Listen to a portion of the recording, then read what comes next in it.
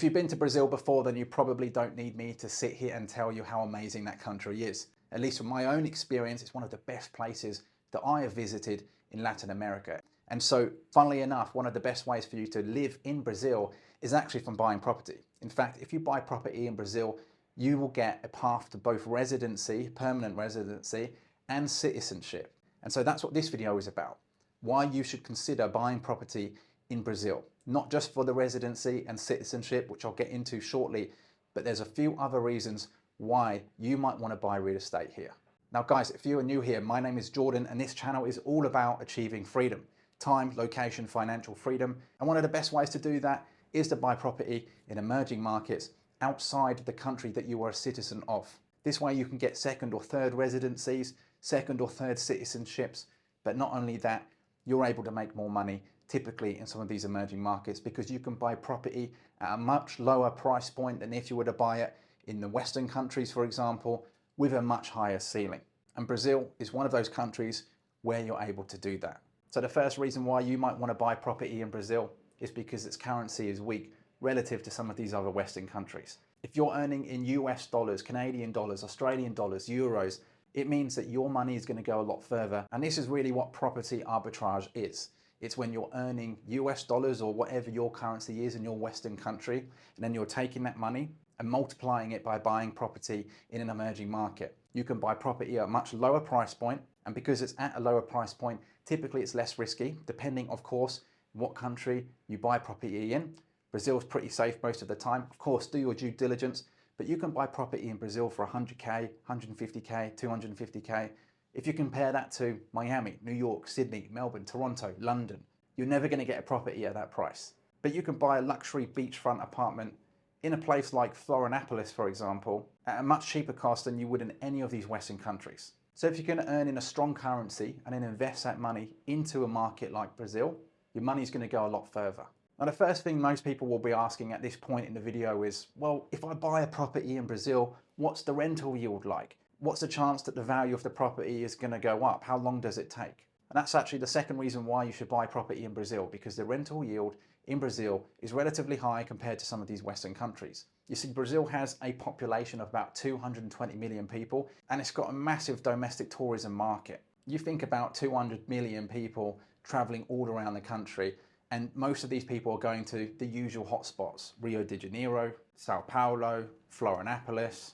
I mean, Rio de Janeiro in itself has about 13 million people living there. Sao Paulo's got about 20 million people living there. If you're going to invest in a country, anywhere in the world, one of the main things that you should look at is how much tourism, whether it's international tourism, domestic tourism, and how many people actually live in the country itself. And Brazil ticks all of those boxes. And the yields in these places could be anywhere from 6 to 10%, maybe even more if you figure out the market, if you buy in the right place, the right neighborhood, or if you Airbnb these things out. So you have to do your due diligence, of course. This isn't financial advice. You've got to do your own homework. But even if global travel slows down, let's say, for example, Brazil starts receiving way less foreign international visitors, it still has a really big domestic market to keep the value of the property stable, maybe even ensure that the rental yields remain stable as well. And of course, hopefully, the value of the property is going to go up. Now, if you compare that to a place like Sydney or Zurich in Switzerland, London, well, what are the rental yields there? Do you think you'd be able to get a rental yield of 8 to 10% comparatively to Brazil? The thing is, when you buy in one of these Western countries, you have to put down a lot more money, which is why I always say it's much less risk buying in an emerging market. You can pay off the property quicker, and if something does happen in the market, God forbid, it means it's not going to totally destroy you. You're not going to lose all of your wealth. You're not going to go broke.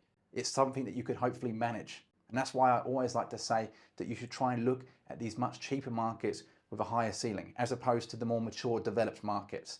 You look at New Zealand and Canada right now, the property markets are going crazy. Australia, there's a lot of talk that something might happen there, who knows. But when you buy a property at such a high price, you're obviously taking on that risk. In Brazil, like I said, you can buy properties for 150K, 250K. Depends where you look, where you can find a deal. But if you're earning in a strong currency and you have a good income stream, it's not going to totally destroy you if the value of that property comes down. Another reason why I like Brazil is because it's so diverse, because there's so many ways for you to enter the market. Expensive or cheap apartments, depending on what you're looking for. There are beachfront homes that you can buy. And Brazil also has a very strong commercial and industrial sector. So you can buy properties or even develop properties in that sector as well and get a return. But not only that, it means that you can diversify your property portfolio in a country like Brazil. You don't only have to focus on tourism, for example. You can buy properties in lots of different locations and lots of different types of properties that have their different uses. It also means if you buy a property in Brazil, you can go and stay in Brazil, reducing your living costs, which means you get to save more money to then place that into more properties to expand your portfolio. Now, one of the best things that I like most about Brazil is that you can buy a property for 200,000 US dollars, and that gives you a pathway to not only permanent residence, but also citizenship. You can even look at parts of northern Brazil to get a discount. The government is actively looking for foreign investors to buy properties in this part of the country, and they will actually discount that 200k criteria in order to get the permanent residence. So instead of paying 200k, you might get away with 150.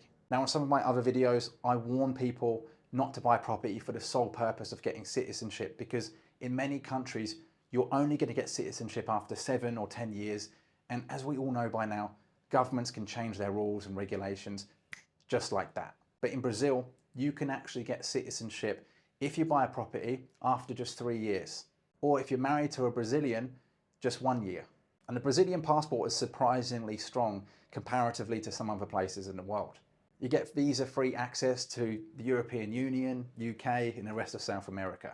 So if you're looking for another citizenship, Brazil is relatively straightforward to get. And you can do that by buying a property anywhere in the country for 200k, or like I said, up in the north, you can get it at a discount. Sometimes as much as 30% off. So a lot of people right now, they're looking to buy property in these northern states just purely because they can get it at a discount. It might even mean that instead of just buying one property in Rio de Janeiro, for example, you could buy 2 or 3 in the north.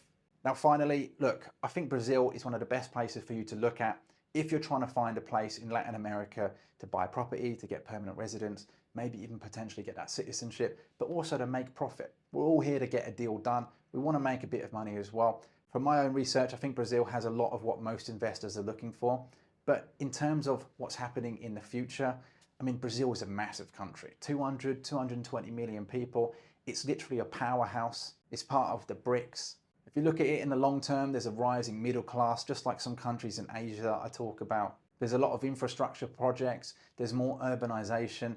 Many of these people are going to be looking for new housing. They're going to be moving to the cities for jobs. Many of them are going to be traveling domestically for tourism. And if you compare the price to income ratio to places like Toronto, London, Sydney, I mean, it's pretty favorable. And if you can buy property at 200k, for example, just to get that permanent residence and path to citizenship, then buying it at that price point will typically mean that it's going to appreciate over time. It's not always the case, of course, just like in any other market. But in my own opinion, if you buy a property for 200k in a country that is rapidly urbanizing, more and more people are moving to the cities, there's more and more demand for housing, the chance of it going up comparatively to buying one of these really overpriced properties in Sydney or Vancouver is much higher, in my personal opinion. So guys, those are 5 reasons why you should consider buying property in Brazil. If you've got any questions, let me know in the comments below. If you've been to Brazil, what markets you like most, which cities you like most. It's going to help everyone else watching this video. And as always, guys, I'll see you in the next one.